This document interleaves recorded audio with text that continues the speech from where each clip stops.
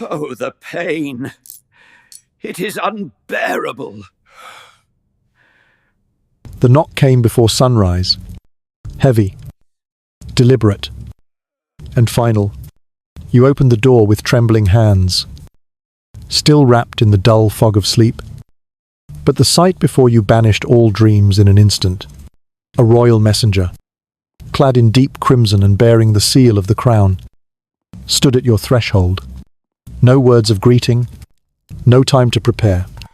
Only the order you had been summoned to Hampton Court, not to be honoured, not to be celebrated, but to serve the one man no doctor wished to treat: King Henry VIII, Sovereign of England, Lord of Ireland, and quite possibly the most dangerous patient in all of Europe. My leg! The pain! The year was 1538. You knew the rumours. Of course. Everyone did. Of the king's decaying health, his foul temper, his leg wound that refused to heal, oozing rot and madness into every corner of the palace. You had heard stories of the physicians who came before you, men far more experienced, men who vanished into the Tower of London after offering the wrong diagnosis or failing to soothe the king's pain. Some had dared to tell the truth and paid for it with their heads. Others tried to lie and were torn apart by failure and fear. Now, it was your turn. You packed your leather satchel with the tools of your trade: bone saw, leeches, mercury, and blades, but deep down, you already understood the truth. Nothing you carried could save him. The medicine of your time was more a ceremony than a science, a mixture of ancient Greek theories and medieval superstition. You had trained under men who believed illness was caused by the imbalance of four humours: blood, phlegm, yellow bile, and black bile. The standard cure for nearly everything was to bleed, purge, empoisonner. You knew, even then, that this was not healing. It was performance. And this stage, Hampton Court, was where performers went to die. The road to the palace was lined with silent trees and colder air than usual for spring. As you approached the great gates, a chill not of weather but of fate settled in your bones. The guards did not speak as they led you through hallways lined with velvet and gilt, past courtiers who turned their faces away, some out of pity, some out of fear. And then you smelled it long before you reached the royal chambers, the stench of rot, thick and sour, hanging in the air like a curse. This was not just the smell of disease. It was the smell of power decaying in real time. They opened the doors, and there he was, King Henry VIII. Once the Golden Prince of Europe, now lay like a fallen monument to his own excesses. He was 47 years old and weighed nearly 400 pounds. His face was bloated, his skin mottled with disease, his body wheezing with every breath. But it was his leg, his left leg, that commanded the room. The ulcer, the wound from a jousting accident in 1536, had festered beyond all understanding.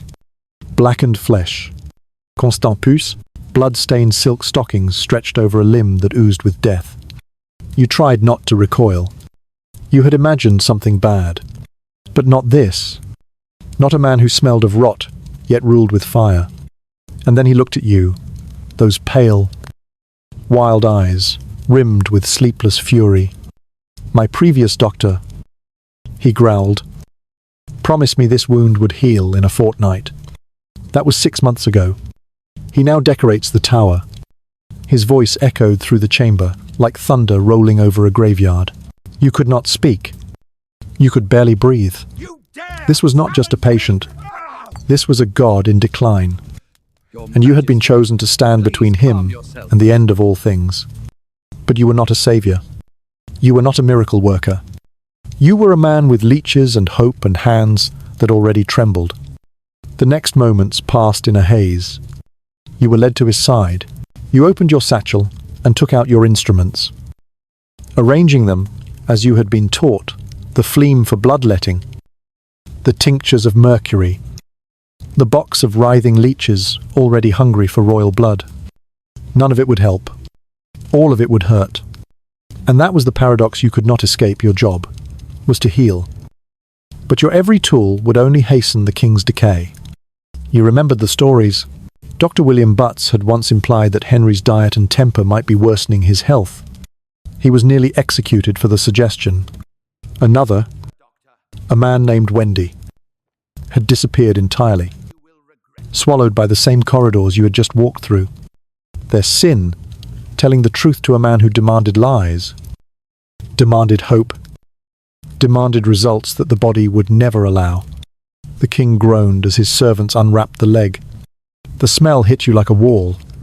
Sweet, sickly, foul, a mix of infection, decay, and blood. The wound was alive. That was the only word you could find for it. It wept. It pulsed. It breathed. You saw yellow pus and red streaks climbing toward the thigh. Gangrene, though you could not name it then. Just a humoral imbalance. You had been taught. Just bad blood. You bent down to examine it, holding back the bile rising in your throat. The servants turned away. One gagged. The king watched you with narrowed eyes. Waiting to judge your reaction, you knew better than to flinch. You did your duty. You cleaned what you could.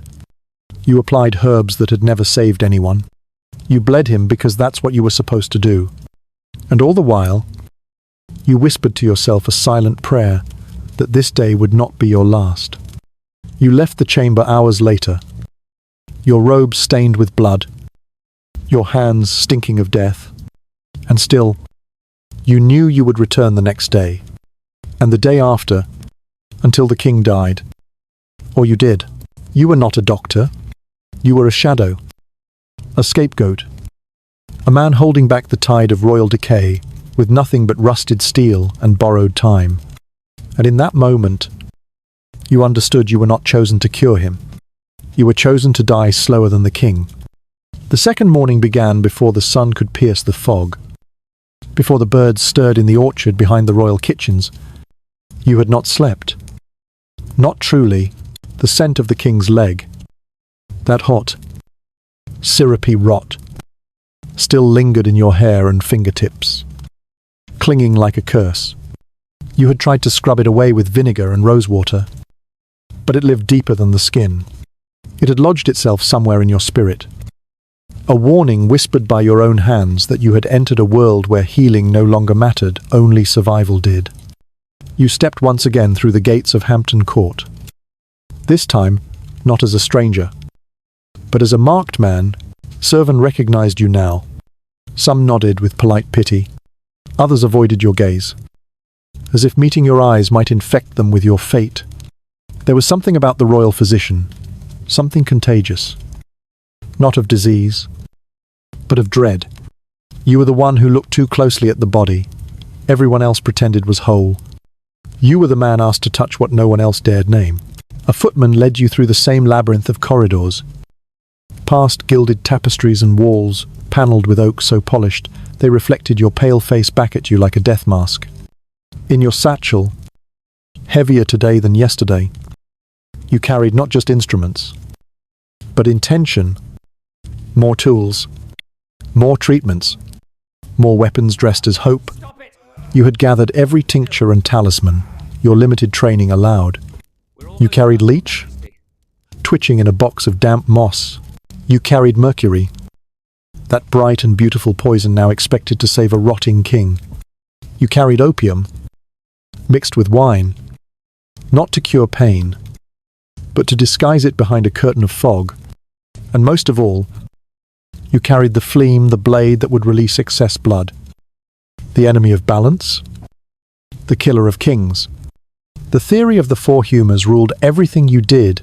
You had memorized it as a student, tracing the diagrams of bile and blood, of temperament and organs, handed down from the ancient physicians like Holy Scripture, bloodletting for fever, vomiting for melancholy, leeches for imbalance. You had never questioned it. No one did. To suggest that illness came from invisible forces, from contagion, from infection that would be laughed out of court. Or worse, that would be heresy. The royal chamber had not changed. It was still heavy with smoke and silence. Except for the sound of the king's breathing, a broken bellows rasping under the weight of his own flesh. He was awake when you entered, propped against a mound of pillows, his eyes already watching the door before you knocked. He was dressed in silk, embroidered and heavy, as if finery could mask the fact that his body had become a battlefield. Servants stood at a distance, their mouths pressed behind perfumed cloths. Pretending not to smell what everyone smelled, you approached slowly. Kneeling as expected, the king did not speak. He only gestured an impatient flick of the hand, and you began your work. You laid out your tools beside him. First, the cupping vessels, small glass bowls that would be heated and pressed to the skin to draw the blood to the surface. Then, the scarification blades, thin and cruel, used to break the skin beneath the cups. These would allow the blood to flow freely, a practice meant to correct humoral imbalance. Though in truth, it left even the strongest men pale and trembling. The mercury vials followed thick, heavy drops of quicksilver to be mixed with honey or wine and swallowed, a treatment believed to purify the inner body, especially in cases of suspected syphilis.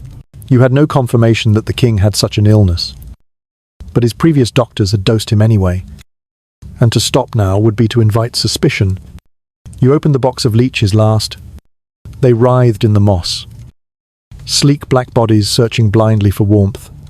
You selected 3, and placed them gently along the edges of the king's leg wound, where skin gave way to suppuration. You would need more before the morning ended. As the leeches fed, you prepared the herbal compresses, a paste of comfrey, plantain, and willow bark, pounded with a mortar and pestle until it smelled like damp soil and desperation.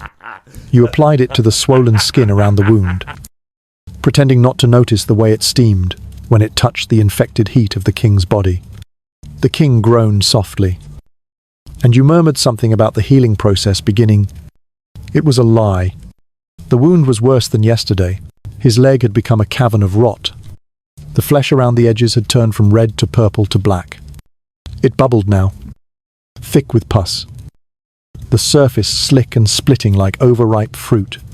When you lifted the bandages, a long string of yellow fluid stretched between fabric and flesh, and the stench made the servants turn away. You said nothing. You dared not gag.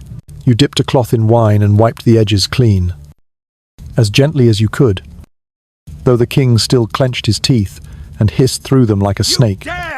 You saw it then, one of the veins near the knee, bulging and pale, Majesty, moving please beneath calm the skin yourself. as if the infection had taken on a pulse of its own. You had never seen anything like it. You whispered a prayer in Latin and applied a tincture of rosewater and vinegar. Though you knew it would do nothing, the wound was past healing. You could only hope it wouldn't kill him today. After the wound was dressed, you moved to his chest. You listened to his heart. Though you had no stethoscope, only your hand pressed to his ribcage. His heartbeat was slow, erratic, too slow for a man in pain, too slow for a man that size. His breathing was wet. You suspected fluid in the lungs, though you had no name for it, only a sense, cold and creeping, that something inside the king was shutting down, that his own body had grown tired of the charade. He asked for wine. You poured it, laced with opium, and handed it to him with both hands. He drank greedily, the cup shaking between fingers swollen with gout. He demanded meat, beef, pork, pheasant, anything. You said nothing. The physicians before you had tried to change his diet, to reduce the heat of his caloric temperament with cooling foods like cucumber and fish. They had been dismissed or killed. You would not repeat their mistake. The leeches had begun to drop now, bloated and sluggish, their slick bodies red with royal blood. You collected them carefully and placed them back into the moss. The king's leg bled where they had fed You dabbed it with cloth, pressed fresh bandages to the wound, and stepped back. The king said nothing. He only closed his eyes and breathed through his mouth. And you knew you were dismissed. You bowed deeply and exited the chamber. But you did not feel relief. There was no relief, only the knowledge that you would return tomorrow. And the day after that? And every day, until he died or until you did. In the hallway outside, the air was fresher, though you could still taste him on your tongue. You passed another servant carrying a tray of candles, and another with a dish of oranges soaked in cloves. Everything in the palace existed now to hide the truth that the king was dying, and no one dared name it. You reached your quarters and collapsed into a chair. Your hands stained red, your cuffs soaked in fluid. You tried not to think about the look in the king's eyes when he winced. You tried not to remember the way the leg had pulsed, as if something inside it lived. You poured yourself a cup of wine, plain this time, and drank it in silence. You were no longer a man of medicine. You were a priest performing last rites on a body that still breathed. By the third day, your hands no longer trembled as you reached for the bandages. But not because courage had replaced fear. No, it was something worse. Adul, deadening of the senses. The kind that settles in when you've crossed a threshold of horror too many times and know you will cross it again tomorrow. The kind of numbness a man learns when he realizes there is no end to the pain, only the lengthening of it. The wound on the king's leg had become your entire world. It governed every waking thought, every movement of your fingers, every lie that crossed your lips. The ulcer, once the size of a coin, had grown into something that defied reason. It now stretched nearly 6 inches across, a crater of rotting tissue ringed by angry red streaks, crawling up the thigh like cracks in a statue about to collapse. The smell no longer startled you. It had become a part of you, as familiar as your own name, but each time the bandages were pulled away, there was a fresh terror, a new dimension to the rot. The wound had begun to weep a constant, viscous stream of pus mixed with blackened blood. The pus would pool in the folds of his leg, soaking through the finest linens of England within the hour. You no longer bothered to describe it to the court scribes. What could you say? That the king was slowly turning into something no longer entirely human, that his body was at war with itself, and the battlefield was winning. On this day, a winter wind rattled the windows of Hampton Court, and the fire in the hearth did little to warm the king's chambers. But Henry's skin burned with fever. His breath was shallow, his cheeks flushed with a crimson heat that no ointment could cool. You had prepared a poultice of willow bark and honey, a desperate attempt to soothe the inflammation. But you knew it would do nothing. Still, you applied it, carefully spreading the thick mixture over the exposed wound, pretending not to notice the way the king clenched his jaw in agony. You told him it would help. You always said that. You had no other words left. Behind you, his courtiers stood in silence, the stench forcing them to breathe through handkerchiefs, soaked in rose oil and camphor. Even the most hardened among them could no longer hide their disgust. One had vomited behind a curtain the day before. Another fainted. You, meanwhile, knelt at the side of your sovereign, stitching fresh cloth around his wound with trembling hands, a needle and thread passing through meat that barely felt like flesh anymore. But what could you do? Amputation, the one course of action that might, just might, have saved the king's life, was unthinkable. To remove a royal limb was considered treasonous mutilation. Henry would sooner have your head than his leg, and even if he consented, you had no guarantee he would survive such a procedure. The loss of blood alone would likely kill him, or the infection, or the pain.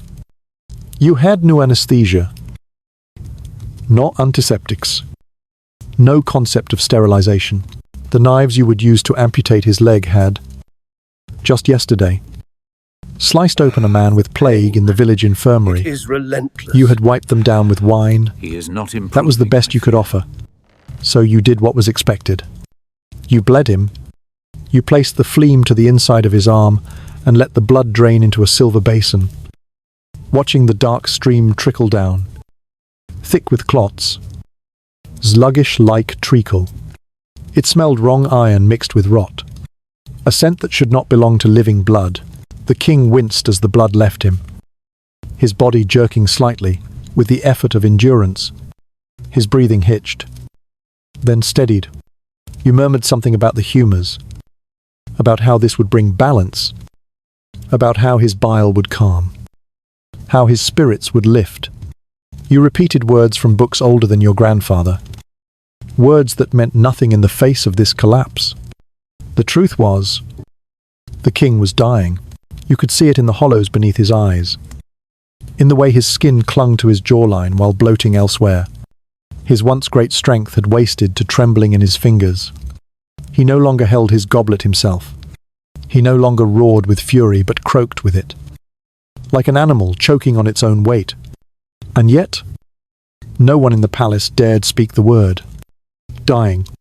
It might have been treason to say it aloud, and so everyone danced in silence around the truth. Each morning, delivering their practiced optimism, while behind their backs they wept, vomited, or prayed for deliverance, his or theirs. You had begun to dream of the wound. In your sleep, it opened like a mouth, whispering things you could not understand. You would wake gasping, drenched in sweat, your ears filled with the phantom sound of pus dripping onto the stone floor. Some nights, you heard the king calling your name not in rage, but in pleading. On those nights, you did not return to sleep. You sat in the dark, holding the phlegm in your hands, wondering if there was a dose, a cut, a mixture that might end this quietly, mercifully. Then you'd remember the heads on spikes outside the tower, the ones that once held minds brighter than yours, and you would tuck the phlegm back into your satchel and wait for dawn. The court astrologers had taken over one of the side rooms. They consulted charts daily now, tracking Mercury and Mars, determining when the next bloodletting should occur based on the phases of the moon. They argued over which star governed the king's liver and which planet explained his mood swings. You were expected to defer to their wisdom. Sometimes you did. Sometimes you simply nodded, then did as you pleased. None of it worked. Not the stars, not the prayers, not the bleeding, the leeches, the purging, the pills of antimony that made the king vomit until his throat bled. Nothing stemmed the tide, and the wound continued. It had begun to hum, not in any audible way, but in a way you could feel. It was alive, somehow a thing growing beyond the body that housed it. You feared that even if you cut the leg off, the wound would remain. It was no longer simply part of the king. It had become the king, the rot that ruled him, the black hole around which the court now orbited. Silent, terrified, pretending the sun still shone. That afternoon, the king asked you a question. When will it heal? You stared at him, the bandage still warm in your hand, the blood from the morning's bleeding still on your sleeves. You opened your mouth. Nothing came out. When? Doctor. He looked at you then with eyes that had once frightened nations, eyes that were now clouded, watery, and small. In time, Your Majesty. You said, the lie so smooth it startled even you. He grunted, closed his eyes, and turned his face toward the window, where no light came through. And for the first time since your arrival, you thought not of saving the king, not of curing the wound, not of escaping the palace, but of whether it would be better if you simply let it all fester until the king disappeared into the rot he had become. No more bandages, no more lies, no more rituals of bleeding and dressing and praying, just stillness. But that too was treason, and treason, like the wound, had only one ending. So you dressed the wound again, gentle as a mother, firm as a hangman. You packed the moss with crushed pearls, You whispered words of healing you no longer believed in. And as you left the chamber once more, you pressed a cloth to your face to hide the sob that escaped not for the king, but for yourself. You would return tomorrow, and so would the wound, because the leg that would not die was not just his anymore. It was yours. It began with a name, not yours, not his own, but hers. Anne. He whispered it the way a child might call for their mother in a fever dream, not the way a king recalls a queen. You froze mid-treatment, your hands still gloved in the thin veil of his infected blood, your needle trembling between his skin and the thread that refused to hold. Anne. You dared not ask which one.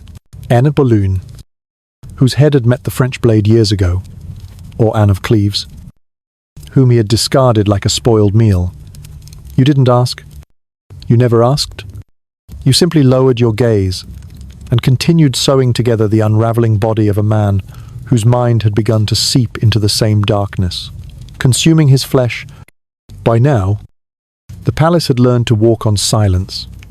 There was a rhythm to the madness, but it shifted daily, hourly, sometimes by the breath. On mornings touched by lucidity, the king might ask for news of his navy, request religious counsel, even speak with a trace of his old authority. And on those mornings, the court would exhale ever so slightly. But then came the collapse. The afternoon rages, the eyes wide with paranoia, the screams at courtiers, at wives, at reflections in polished steel that he no longer recognized as his own.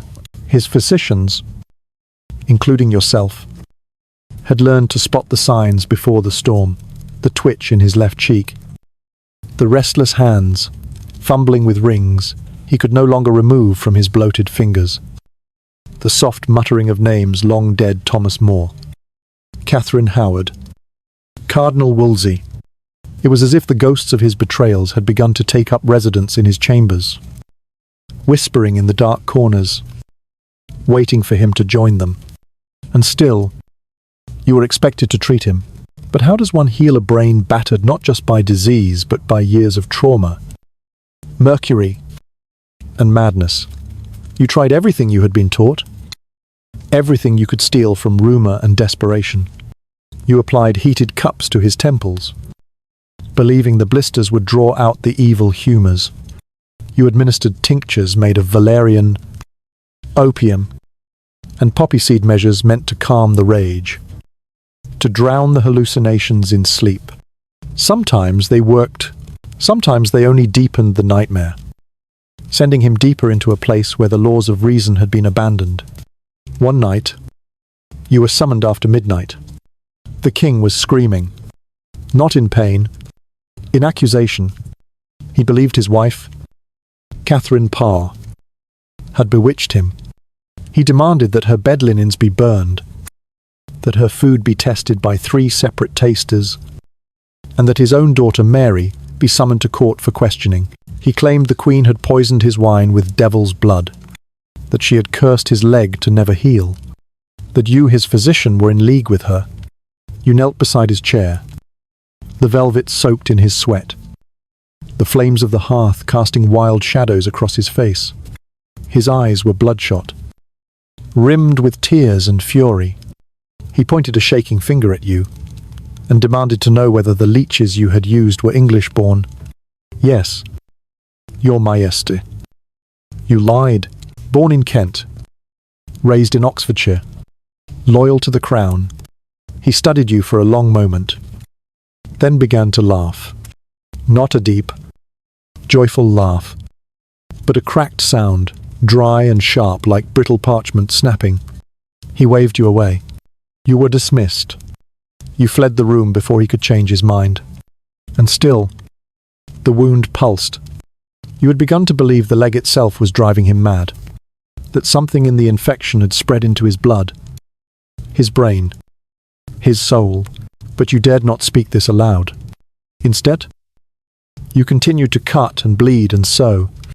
You applied maggots, imported from France, with the hope that they might consume the dead flesh and spare the living. You crushed ambergris into paste and applied it beneath his tongue, whispering prayers from a book you no longer believed in. You consulted astrologers, scribes, even an old woman in the village who claimed to have cured madness by burying lambs' hearts beneath moonlight. None of it worked. Each day, the king's mind receded further from the world that had once feared him. He began to forget names, his children's, his ministers', even your own. One morning, he called you Thomas. Another day, he asked where Anne had gone and when she would return. When you reminded him she had been executed, he looked at you in silence for so long that you feared you'd be next. Then he simply turned away and began humming a song no one recognized. The palace adjusted. Orders were given in whispers. Servants were replaced weekly. Courtiers practiced a performance of optimism that no one believed. The queen rarely appeared, her eyes shadowed with terror. The children were kept away. The council, now bloated with ambition, began its quiet preparations for succession. And through it all, you continued your ritual bloodletting. Cupping, mercury, wine, leeches, a list of procedures so familiar it might as well have been a liturgy. You began to write everything down not for the court, but for yourself. You kept a hidden journal beneath your cot, filling it with observations, symptoms, theories. You began to notice the pattern. The days following mercury treatment often brought the worst outbursts. The trepanning drilling into the skull to release pressure had failed. It had only made him more prone to headaches and nausea. You recorded that. Too, you wrote it all. The shaking hands, the paranoia, the delusions, the wound that sang at night like a living thing. And always, beneath your entries, the same sentence. We are not healing him. We are killing him. You wrote it not out of guilt, but out of truth. The palace had become a mausoleum with its doors still open. Each room contained a man, still breathing, but no longer living. A man who had once declared himself supreme head of the Church of England. A man who had rewritten the religion of his people. A man who had loved, betrayed, murdered, and married 6 times. And now he sat in a gilded cage, arguing with phantoms and commanding men who no longer obeyed, watched over by a doctor who knew more about death than he ever had about healing. And still you returned. Ash morning, you opened the doors, braced yourself against the heat of the rot, and bowed before a mind that no longer recognized its own ruin. You touched his skin with hands that shook. You lied when he asked questions. You smiled when he made threats. You wept in private when he called out for his dead wives in his sleep. Because by now, it was no longer about saving him. It was about surviving him. By the 5th month of your service, if you no longer referred to your treatments as medicine, in the silence of your chamber, in the margins of your secret journal, you began to call them by their true name, rituals. Each scarification, each steaming poultice of crushed amber and honey was part of an ancient and brutal liturgy designed not to heal, but to delay. Delay the king's death. Delay your own. Delay the collapse of a court that spun tighter each day around a man who was already rotting beneath his own crown. And at the center of that ritual, glistening like liquid silver in its little glass vial, was mercury. You had begun administering it on your 2nd week, a tincture of quicksilver and wine, just a few drops beneath the tongue, sometimes rubbed into the gums, sometimes swallowed with sugar and opium to hide the bitterness. Mercury was no innovation. It had been the prescribed cure for the French pox for nearly a century, but in the king's case, it was used for everything. Infection mercury, fever mercury, madness mercury. The physicians before you had introduced it with caution. You, like them, had continued it with dread. At first, the effects were subtle. A slight tremble in the king's hands, a thinning of the lips. But by winter's turn, The symptoms could no longer be mistaken for anything else. The gums had begun to blacken. His teeth, once proud enough to show in painted portraits, now wobbled in his mouth like loose stones. One fell out in the middle of supper, landing with a soft, wet tap on his plate of roasted pheasant. He looked down at it, confused, and then carried on eating. The tremors worsened. The king could no longer write his own name without assistance. He spoke more slowly, often slurring his words, his tongue thick and heavy, as if it no longer remembered the language it had once wielded to condemn wives to death and nobles to disgrace. Some days, he could not recognize his own handwriting.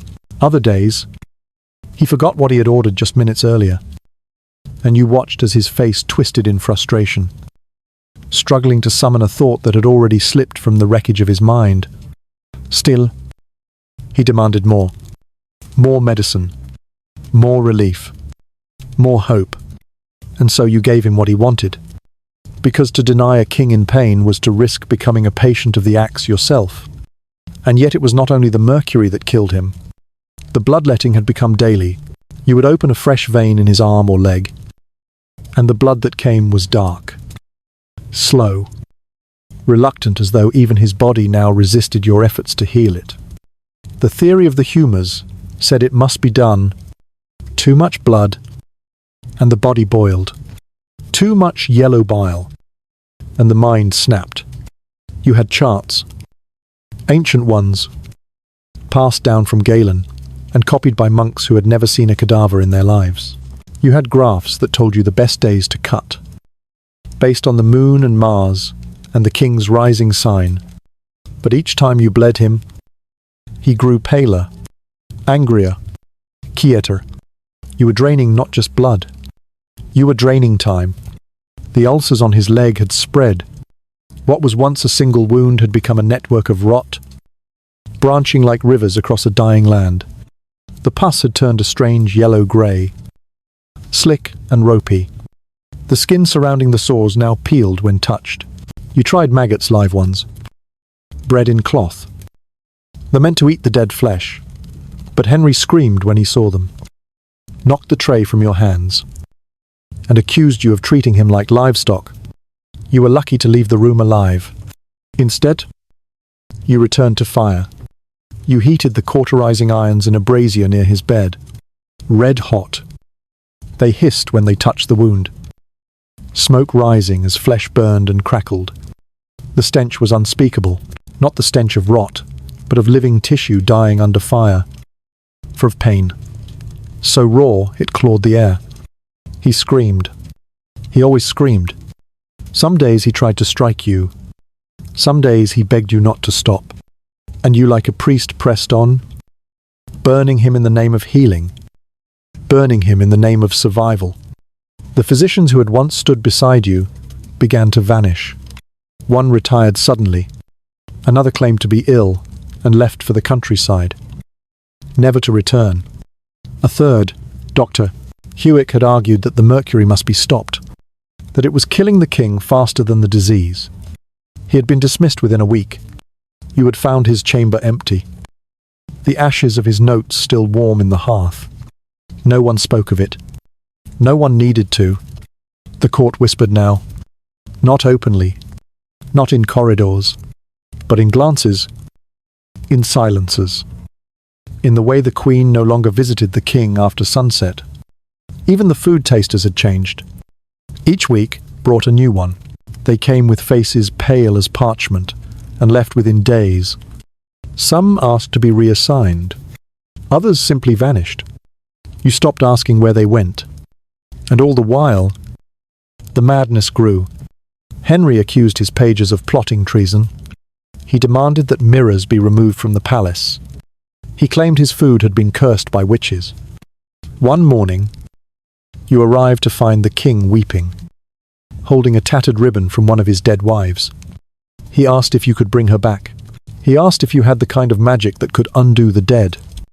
You said no. He laughed for 20 minutes. Then he demanded more mercury. You gave it to him. Because what else could you do? You had begun to cough yourself. A dry, rattling sound that started in the chest and echoed in the bones. Your joints ached. You found it harder to hold your instruments. Your appetite had fled. The servants brought you food and you left it untouched. You had lost weight. Your robe hung loose. Some nights you woke drenched in sweat, unsure if the smell clinging to you was your own or his. You began to count the days, not forward, backward, from when he had last spoken your name, from when he had last held a quill, from when he had last tried to walk, from when he had last wept. You counted the days until the last mercury dose, the last leech, the last prayer, and still, he lived, somehow, despite your poisons, despite your blades, despite the black sludge dripping from his wounds and the shattered fragments of his mind. He endured. Or something did. Something sat on that throne.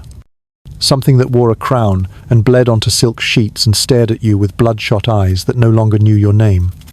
And you continued the ritual. Each morning, you bled the king. Evening, you poisoned him with silver. Each night, you wept into a pillow that no longer smelled of lavender, but of pus and regret. You told yourself you were trying to save him. But in your journal, on the back of the last page, you finally wrote the truth. We are not curing him. We are embalming him, alive. And when you sealed the journal that night, your hands shaking with fever and fear, you finally realized you had become not his physician, but his executioner. By now, the king's body had become a cathedral of rot, and every chamber of Hampton Court echoed with its liturgy servants speaking in murmurs, physicians stepping softly over blood-stained floorboards, courtiers with eyes red from weeping in private or from smoke, meant to mask the odor of decomposition leaking from the man still called sovereign. The wound on his leg, once a singular horror, had transformed into something else. Entirely, a gaping ulcer that stretched from ankle to thigh, its borders now indistinguishable from the surrounding flesh, which had taken on a green-black hue that reminded you of corpses left too long under summer skies. And yet, somehow, the king breathed. He breathed in wheezes and gasps, in rattles and moans. But he breathed, and as long as he did, the great machinery of court, medicine, politics, and fear continued to spin in place around a man who should have died months ago. You rose each day long before the sun, not because duty demanded it, but because sleep had become more dangerous than waking life, your dreams now thick with images of Henry's flesh peeling beneath your fingers, of his eyes rolled back into his head as he whispered, "Curses you didn't understand," of your own hands, stained red, failing to grasp anything clean. You had stopped changing your clothes regularly. The linen was always stained again by midday, always soaked with the remnants of leeches, pus, or the metallic spray of blood that sometimes burst unexpectedly from a ruptured vein. You no longer noticed the smell. It was part of you now, fused to your skin, woven into the very thread of your physician's robes. The other doctors kept their distance, not out of scorn, but out of understanding. You had been too close for too long. Whatever the king carried, you carried it too. Not the illness, perhaps, but the weight of it. The grotesque knowledge of a body unraveling so slowly, it had become spectacle rather than event. In the final weeks, Henry spoke less and less. He began to forget words entirely, stuttering through sentences with gaps so wide you could fall through them. Once, while bleeding him from the wrist, you asked a routine question about his pain, and he answered by mumbling something about snow in Jerusalem, then wept softly as if the words themselves had betrayed him. Another time, after a particularly violent cauterization, he called you his brother, then spat in your face before falling into a shallow sleep that lasted 3 days. His moments of lucidity came like the tide, brief and sharp, followed by long hours of senseless babble or rigid silence, during which his eyes remained open but utterly vacant, fixed on the canopy of his bed, as though watching something crawl across it that only he could see. The court began preparing for his death in secret. Though none would admit it aloud, the tapestries in the great hall were dusted more often. The royal guards were rotated with greater frequency. The chapel bells were tested nightly, rung once after midnight, as though the sound might scare death into waiting a little longer. Catherine Parr, the Queen, spent her days cloistered in her own chambers, reading scripture and writing long letters whose recipients were never named. You had seen her once near the end, standing at the edge of the hallway outside the king's room, her hand gripping the stone like an anchor, her face pale but determined. She met your eyes and said nothing, but the silence between you was louder than any prayer.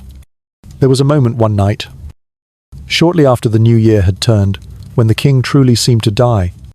You had just finished rebandaging his legs, the flesh beneath so loose it slipped from the bone when touched, and you turned to check his pulse, only to find none. His chest did not rise, his lips had gone slack, and for nearly a minute, you stood there, stunned, wondering whether the breath you had been waiting for had finally left him for good. You began to prepare yourself to call the scribe, to summon the clergy, to record the hour. But just as you reached for the bell, Henry's eyes fluttered open, and he exhaled with a long, trembling hiss that smelled of metal and rot, and something else you could not name. You froze. He looked at you, eyes barely focused, and whispered, "Not yet." You fell to your knees beside his bed and wept, because you believed him, because you knew it was not over, and the rituals would continue, and the wound would demand more offerings before it would let him go. The mercury treatments continued, despite their obvious failure, because by then they were no longer medicine, but part of the performance the king expected them, and to stop administering them would be to admit not just failure, but murder. And so you crushed the shimmering powder into his food, stirred it into his wine, rubbed it into his gums until his mouth foamed and bled, and his teeth dropped into your palm one by one, like dead birds falling from the sky. His physicians now took turns sitting at his bedside not to treat him, but to witness his survival, to ensure that if he died, someone else had also seen it, could testify to the exact moment, could shield themselves with the truth that they had not been alone when the breath left his body for good. You had begun to see things in the corners of the room, shapes that shifted when you turned toward them, shadows that lingered just a moment too long. The other physicians claimed exhaustion, that your sleeplessness was finally catching up with you, but you had seen the same haunted look in their eyes, the same way they flinched when the king muttered in his sleep or when a breeze stirred the bed, curtains unexpectedly. The king no longer smelled like a man. He smelled like something that had been buried and dug up again. The incense did nothing. The rose petals burned black in the brazier. You brought in fresh herbs every day, crushed lavender and thyme and frankincense underfoot until the chamber floor was slick with oil and ash. Still, the stench returned. It lived in the walls. It lived in the king. And still, he breathed. He breathed when no one thought he would. He breathed when you stopped praying. He breathed through the fevers, through the gangrene, through the tremors that left his limbs flailing against the bedposts like a man drowning in his own flesh. His eyes, once blue and sharp as blades, had turned the color of milk, and yet he stared at you with something like clarity on the morning of January the 27th, his voice a bare whisper as he asked you to stay close that day, not to leave the room, not even for a moment. You agreed. You sat at his side, holding a hand so swollen with fluid you could barely see the knuckles. And you did not speak. He did not speak. You listened to the breath slow. You counted each pause. You told yourself it might be the last. And then the next one came. And you began counting again. It was nearly midnight when it happened. The room was quiet. the fire long gone to ash, and the only light came from a single candle near the bed. His hand twitched once, his lips parted, and a long, rattling exhale escaped. You waited. 10 seconds. 20. 40. A minute. You placed your hand on his chest. No movement. You listened. No sound. And you sat there, not calling the guards, not ringing the bell, not rushing to announce the news. You just sat there, eyes fixed on the king's ruined face, knowing that what you were seeing was not just the death of a man, but the collapse of an entire kingdom of pain, ritual, fear, and obedience. You sat there in the silence of the end, and dared just for that moment not to be a physician, not to be a servant, not to be a survivor. You sat there as a witness, because in the end, no one healed the king. They only watched him die. The body remained warm for hours.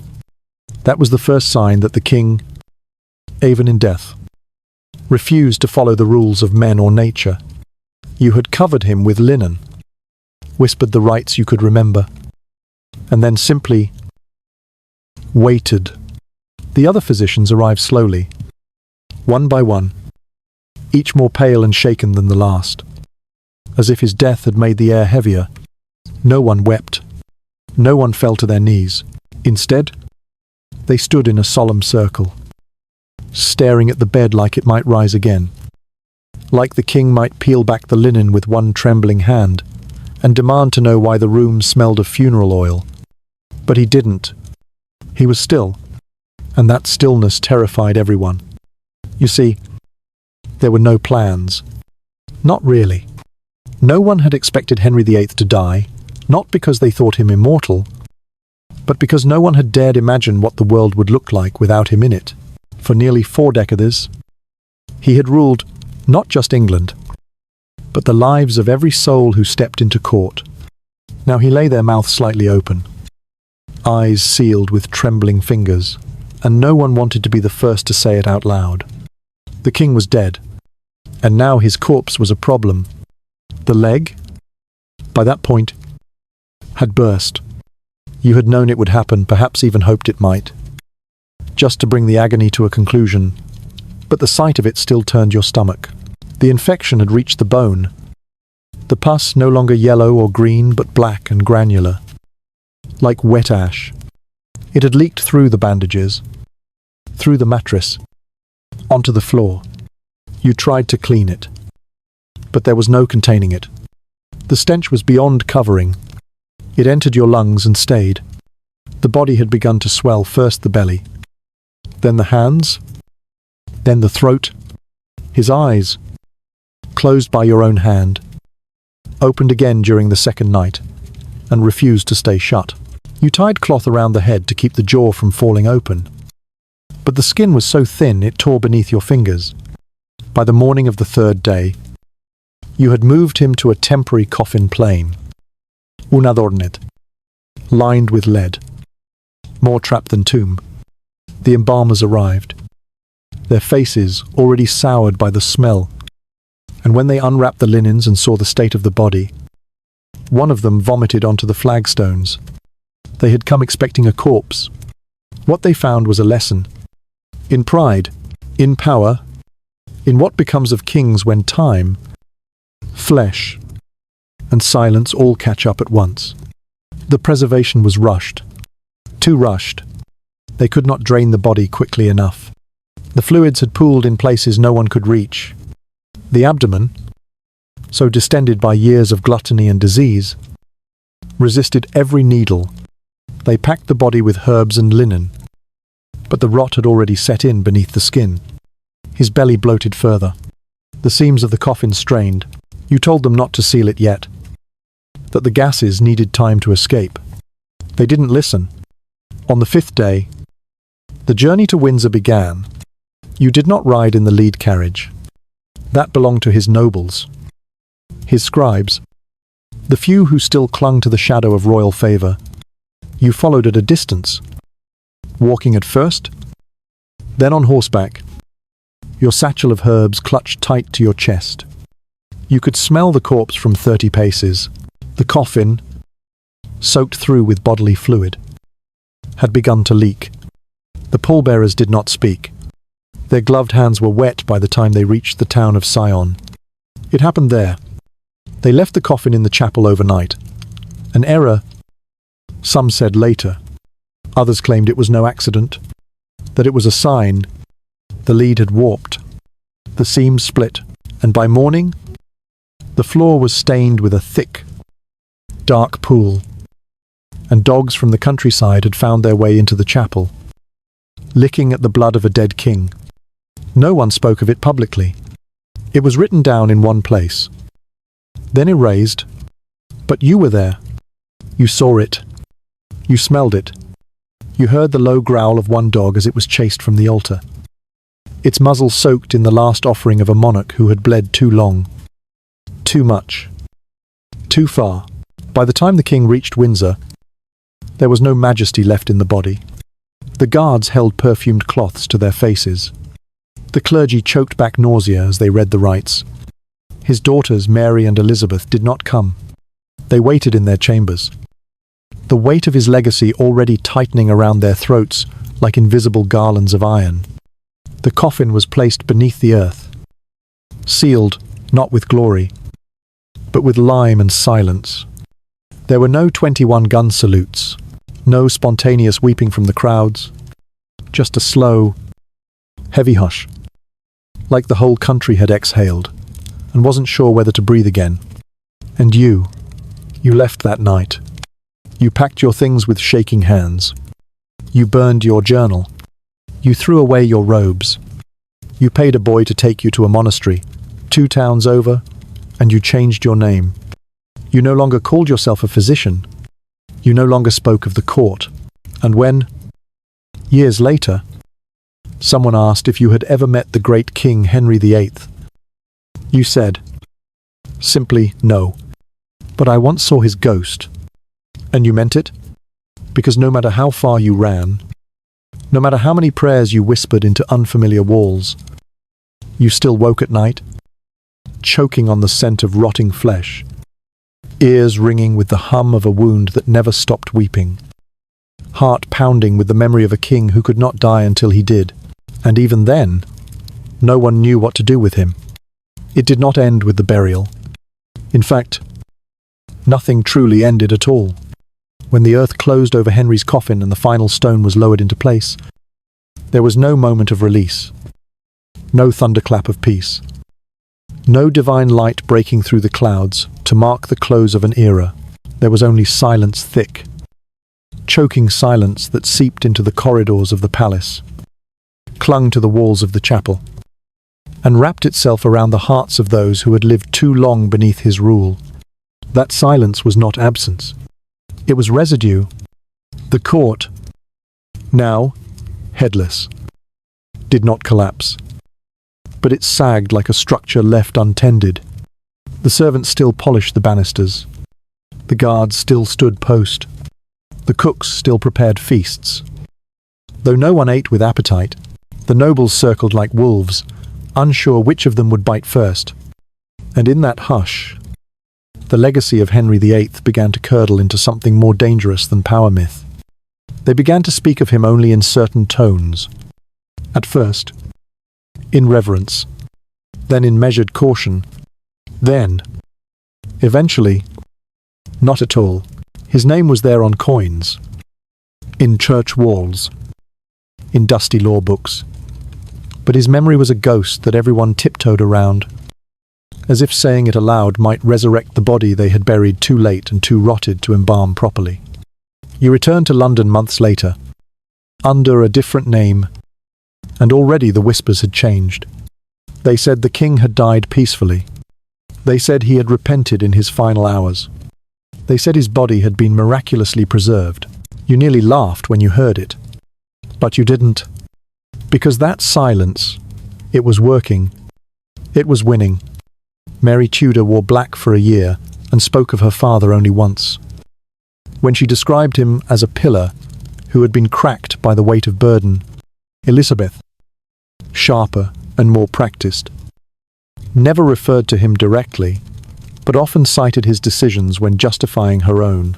Even Edward, the sickly boy king, whose mother had died, bringing him into the world, was told to speak of Henry with respect, to honour his father's memory as the unifier of England, the slayer of popes, the lion of the crown. No one mentioned the leg. No one mentioned the screams. No one mentioned the fact that the final weeks of his life had been ruled not by law, or scripture, or royal decree, but by infection, delusion, and fear. And the physicians, those who had bled him, burned him, dosed him with mercury and prayers. They vanished. One became a monk. One drowned himself in the Thames. One left for France and took up beekeeping. You found them all. Eventually, or what was left of them, but no one dared record what had actually happened behind those thick stone walls. Not the pus, not the hallucinations, not the way the king would weep like a child when he thought no one was watching, clutching a rotting bandage like it was a royal scepter, not the way the body had split open in Sion, leaking death onto sacred ground. That silence, suffocating and sacred, became the real monument to Henry VIII. It buried more than the man. It buried the truth. And you carried that silence like a second skin. You wore it as you watched new monarchs rise and fall. You wore it through the Protestant fires and the Catholic reversals, through the war rooms and coronations, through the blood-soaked reign of Mary and the golden propaganda of Elizabeth. You watched as portraits of the king were cleaned, brightened, immortalized. You watched as children were taught to revere his strength, his justice, his will, and you said nothing, because no one wanted the truth. Not really. They didn't want to know that the king had died, begging for another sip of poisoned wine, that his final act of mercy had been a whisper to the physician who had harmed him most, that his throne had been soaked in pus, that his final weeks were spent talking to ghosts and screaming at shadows. They wanted the lion. They wanted the sword. They wanted the image, not the smell. And so you gave it to them, by doing what no physician had ever been trained to do. You kept quiet. But sometimes, in the stillest hours of night, when the wind stopped and the fire dimmed low, you would feel something shift in the room. A weight, a presence, a memory. And in that moment, you would remember viscerally, vividly what it was to stand at the side of a man who had ruled everything, and to realize he could not rule his own breath. You would remember the sound of blood dripping onto marble, the way the wound on his leg hissed when touched, the way his eyes clouded over and then cleared again, only to look straight through you. And you would realize, again and again, that the silence hadn't saved anyone. It had only made them forget. And maybe that was the worst curse of all. Because for all his sins, all his cruelties, all the bodies he left behind, Henry VIII should have been remembered as he truly died. Alone, afraid, and leaking, but instead, they made him a legend. So this is how it ends, not with a sword raised high, not with trumpets or golden processions, but in the stillness of a room no one speaks of, beside a bed no one visits, with a body no one truly buried. They laid him in the ground. Yes, deep beneath the stone vaults of Windsor, wrapped in linen and lead, his name carved into marble, his titles whispered in eulogies. But the truth never made it into the coffin. It was too big, too wet, too loud. It bled through the seams. It curled into the air. It followed everyone who had stood too close to the bed where power died in a puddle of its own making. You still see him sometimes, in the moments between sleep and waking, not as a king, not as a tyrant, but as something stranger, something unfinished, Make it cease. a great body that refuses to decay properly, a breath that lingers where none should be. You see the leg first, always the leg, swollen and black, then the eyes, darting with something like fear, something like pleading, and then the silence settles in again, wraps around your chest like wet cloth, and you remember he's gone. He's gone. But the wound is not. Because Henry VIII was not buried, The pain. he was contained, It is relentless. and not even that for long. The silence that followed him was not rest, it was denial. A nation unwilling to face what power really looks like when it begins to rot. The paintings still hang, the coins still glint, the stories still skip the final chapter. But you know, you were there. You saw how majesty turns to infection, You dare! how a voice that once thundered across kingdoms became a whisper, asking for more painkillers, Please calm how the man who rewrote the laws of God begged to be held when the fever hit hardest. They called him Defender of the Faith. They should have called him the Patient of History forever, in the care of those too frightened to say what they saw. And maybe you, too, were a coward. Maybe silence was easier. Maybe sealing the wound was your way of pretending it hadn't already poisoned the whole body. But as the years go on, as kings become queens, and empires become memory, there is something in you that cannot rest. Not truly, because a secret that large doesn't disappear. It settles. It waits. It breathes. If you fail In this quiet hour, you will pay dearly. you no for longer it. reach for scalpels or salves. You reach for honesty. And in doing so, Closer, Doctor. you give the king what no one else dared to witness.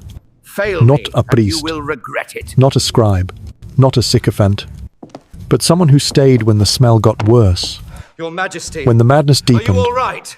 when the ulcer screamed like a mouth with no god left to pray to. My lord. You were the last face he saw. And in that Are moment, you well? you weren't a physician. My You weren't even a leg. subject. The pain. You were just another human being. Watching the end of another one, that's all history ever No, is. stop it. Not a parade, Hold him still. not a crown, not a myth. Just a Almost man done, in a Your bed, Majesty. asking not to be alone. And whether he earned it or not, that's exactly how he died. With someone still listening.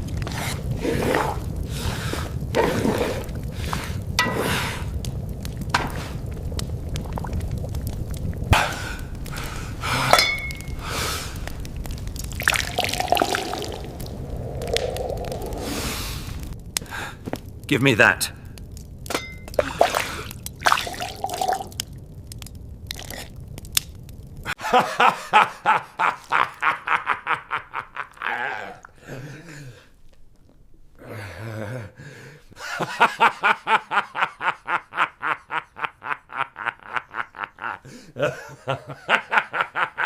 I am the king. Yes, my lord.